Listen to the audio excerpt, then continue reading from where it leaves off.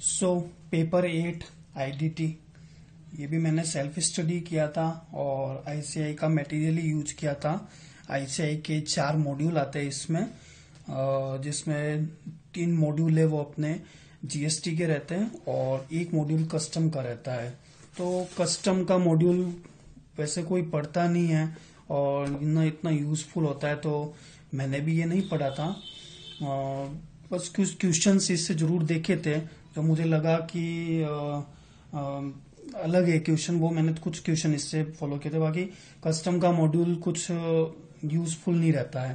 बाकी जीएसटी का मॉड्यूल जो आईसीआई ने दिया है वो बहुत अच्छा मॉड्यूल है और बहुत अच्छे से बनाया है इंस्टीट्यूट ने पहले है जो जैसे आप देख सकते हो कि एक प्रोविजंस है वो अलग चार्ट फॉर्म में दे दिया और उसके बाद उसका एनालिसिस किया है।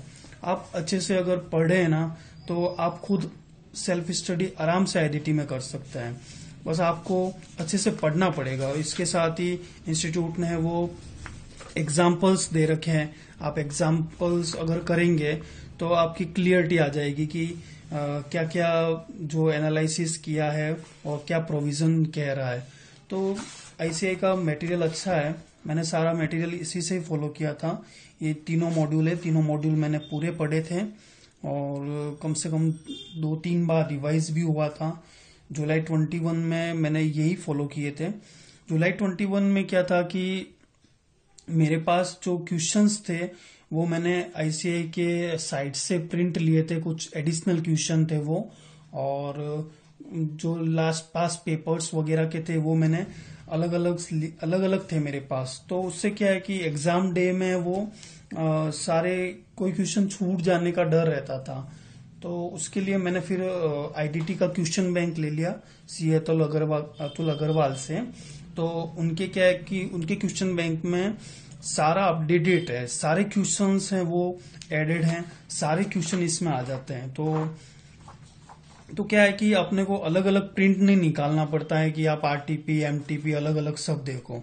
तो उसके लिए फिर मैंने दिसंबर 21 में आईडीटी के लिए क्वेश्चन बैंक है वो सी अतुल अग्रवाल का ही लिया था और काफी अच्छा था। कि मुझे क्या है कि जुलाई 21 में सब पढ़ा था आरटीपी एमटीपी वगैरह, तो मुझे ये वापस क्वेश्चन बैंक में देखा तो मुझे लगा कि इसमें सारा कवर है, तो कोई दिक्कत नहीं है, आप आराम से क्वेश्चन बैंक यही फॉलो करें।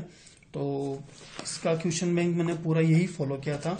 कस्टम का भी मैंने इसी से फॉलो किया था और सारा इसी से ही पढ़ा था। कस्टम के भी सारे क्वेश्चंस इसी से पढ़े थे और कुछ एडिशनल क्वेश्चन मुझे लगा कि कोई एडिशनल था तो ही मैंने वो मॉड्यूल से देखा था। बाकी क्वेश्चन बैंक मैंने पूरा यही फॉलो किया था। जीएसटी में मैंने जीएसटी के लिए और कस्टम के लिए मैंने एक नोटबुक भी बनाई थी, तो क्या है कि रिवीजन में वो इजी हो जाए। तो जैसा कि आप देख सकते हैं कि मैंने फर्स्ट ये तो इंट्रोडक्शन वाला पार्ट था जो मैंने कुछ हिंदी में लिखा, क्योंकि ये इंट्रोडक्शन वाला पार्ट ऐसा ही था, तो वैसे भी कोई इतना मैटर रखता नहीं है। तो चैप्टर 3 चार्ज ऑफ जीएसटी, तो चार्ज ऑफ जीएसटी का मैंने इस ढंग से वो नोट्स बना लिए थे।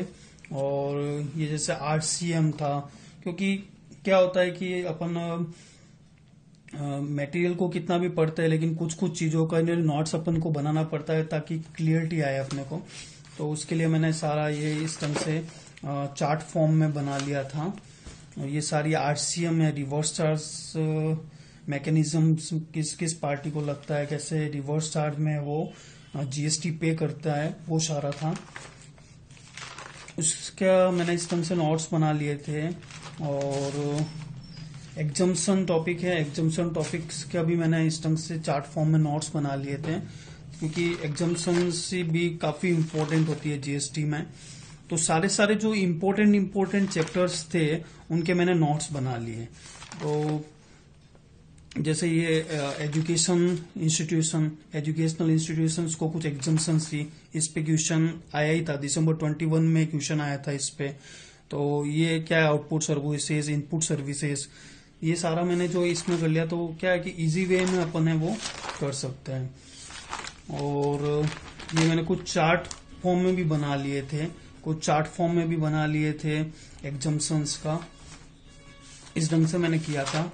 और time of supply, value of supply, ये सब भी मैंने कुछ चार्ट फॉर्म में बनाए, कुछ ही इस ढंग से बनाए। एक वैल्यूएशन रूल्स था, वैल्यूएशन रूल्स को याद करना, क्योंकि वैल्यूएशन से क्वेश्चन बनता ही बनता है, तो रूल्स को याद करने के लिए मैंने इस ढंग से बनाया था। और ये अपना इनपुट टैक्स क्रेडिट, ये सबसे इम्पोर्टेंट होता है जीएसटी में। तो उसके लिए क्या है कि मुझे स्टार्टिंग में समझ ही नहीं आ रहा था कि क्या क्या सेक्शन है, क्या क्या नहीं है, तो मैंने सबसे पहले उससे एक समरी बना लिया ताकि मुझे पता चले कि इसमें क्या क्या टॉपिक्स हैं। उसका एक समरी बना लिया। और उसके बाद ये रूल 42 जो काफी इम्पोर्टेंट है और इसमें अमेंडमेंट भी हुआ था, तो इस ढंग से मैंने रूल 42, रूल 43 ये सब का समरी बना लिया और एग्जाम्पल्स भी लगा के इसको सॉल्व किया, जिससे क्या है कि इजी हो गया था, काफी इजी हो गया था। ये सेक्शन 7(5) ब्लॉक क्रेडिट था। इस ढंग से मैंने सारा समरी बना लिया, जीएसटी में सारा समरी बना लिया। क्योंकि आपको समरी बनानी पड़ेगी कंपोजिशन लेवी वगैरह की, क्योंकि इन पे क्वेश्चन बनते ही बनते हैं। पैलेस ऑफ सप्लाई के लिए भी मैंने इस ढंग से वो सारा का सारा बना लिया कि क्योंकि इसमें सेक्शन 3 ही सेक्शन होती है और 3 ही सेक्शंस में सारा रहता है कि रजिस्टर्स को देना है या अनरजिस्टर को होता है, और इसका क्वेश्चन आता ही आता है, ये सारे क्वेश्चन आते ही आते हैं। तो इनको मैंने इस ढंग से बना के टेबल फॉर्म में बना के उनको प्रिपेयर किया। टाइम ऑफ सप्लाई का इस ढंग से सारा बनाया। और रिफंड चैप्टर का भी मैंने ऐसे बना लिया। सारे चैप्टर्स के ऑलमोस्ट मैंने इस ढंग से नोट्स बना लिए थे, ताकि क्या है कि मेरे को इजी हो जाए पढ़ने में।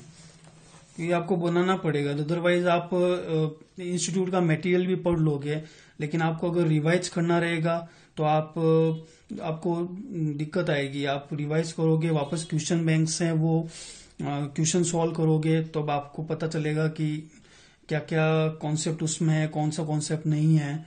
तो आपको क्वेश्चन बैंक पूरा सॉल्व करना पड़ेगा। क्वेश्चन बैंक आप जितनी बार सॉल्व करोगे, आपको पता चलेगा कि एक्ट में कहाँ का क्या बोला है, कैसे बोला है, क्या उनका वो एडजस्टमेंट्स है, कैसे हो रहा है, ये सब पता चलता है। तो ये सब मैंने किया। और कस्टम्स के लिए मैंने अलग से नोट्स बना लिए थे, क्योंकि कस्टम जरूरी है, कस्टम को छोड़ना नहीं है अपने को, कस्टम करना बहुत जरूरी है।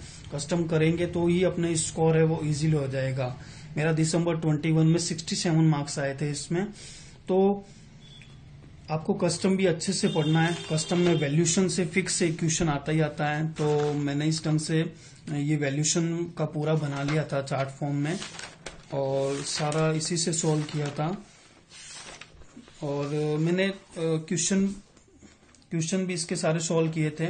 और कस्टम के लिए मैंने मीता मंगल के नोट्स मुझे अच्छे लगे थे, तो मैंने मीता मंगल के सारे नोट्स पढ़े थे।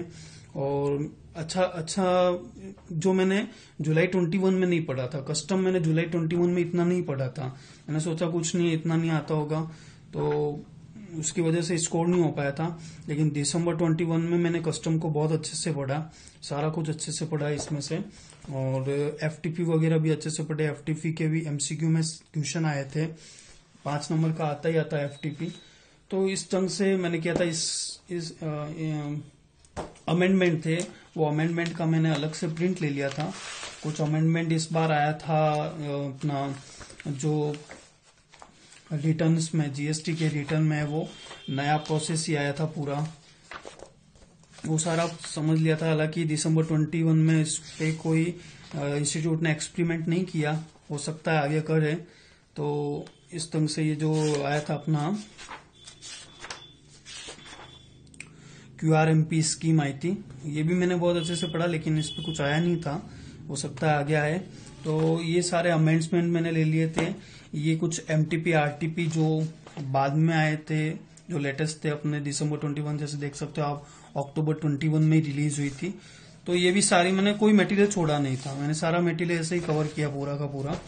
और MCQ ICI के बेस्ट है, आपको ICI के MCQ ही करने हैं, और कोई MCQ मत देखिए। आपको यही मटेरियल है, बार बार रिवाइज करना है। जितना आप रिवाइज करेंगे उतनी क्लियरिटी आएगी। क्योंकि आप एक बार मटेरियल फिक्स कर लेना तो उसके बाद आपको पढ़ने में मजा आएगा कि आपको यही पढ़ना है। तो क्या एक बार बार चेंज नहीं कर सकते। आप चेंज करने जाओगे आप उलझ जाओगे, आप क्लियरिटी नहीं ला पाओगे कॉन्सेप्ट में। तो इसका भी पैटर्न ऐसे ही रहता है कि एमसीक्यू 30 मार्क्स के आते हैं और 70 मार्क्स के डिस्क्रिप्टिव आते हैं। मैंने एक स्ट्रेटेजी और फॉलो की जो मैंने जुलाई 21 में नहीं की थी। मैंने एग्जाम में वो पहले एमसीक्यू किए थे, बाद में डिस्क्रिप्टिव किए थे। इससे मुझे क्या प्रॉब्लम हुई थी कि पहले एमसीक्यू देख लिए थे तो क्या है कि कुछ एमसीक्यू में अगर अपन उलझ जाते हैं तो फिर वो माइंड में चलता रहता है। फिर अपन डिस्क्रिप्टिव क्वेश्चन करते हैं फिर भी वो कहीं ना कहीं एमसीक्यू आता रहता है माइंड में।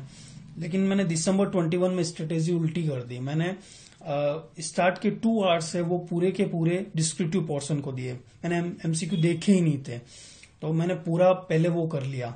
उसके बाद लास्ट 1 आवर में मैंने एमसीक्यू देखे तो ये स्ट्रेटेजी फॉलो मैंने की। मेरा पूरा 100 मार्क्स का क्वेश्चन पेपर अटेंड हुआ था और स्कोर भी अच्छे नंबर ही आए, 67 मार्क्स आए मेरे। सो एमसीक्यू सारे इसमें भी ऐसे ही 100 एमसीक्यू थे और 30 एमसीक्यू केस स्टडी थे। मैंने ऐसे ही सारा इसी में कुछ सॉल्व कर लिया था यही, ताकि रिवीजन में वो इजी हो जाए, रिवीजन वापस इजी वे में कर सकें। और ये मई 21 का जो पेपर था वो मैंने इसके साथ लगा दिया था। जो भी पेपर के सॉल्यूशंस थे वो जो मुझे लगा कि क्वेश्चन बैंक में से एडिशनल है वो मैंने और प्रिंट लेके अलग से लगा दिया था। तो इस ढंग से मैंने सारी प्रिपरेशन की। होप कि आप इस ढंग से प्रिपेयर करें तो आप भी अच्छा स्कोर कर अपना ग्रुप 2 क्लियर कर सकें। So thank you so much for watching video. Do like, subscribe and share with your friends जिनको कोई अटेम्प्ट लगा है, जो क्लियर नहीं हो पा रहे हैं, तो वो इस ढंग से मटेरियल को यूज कर इजीली है वो पास हो सकते हैं। सो आप पढ़िए मन लगा करके, मटेरियल को डिसाइड कर लें और उसी मटेरियल को आप हैं वो रिवाइज करें। So thank you so much.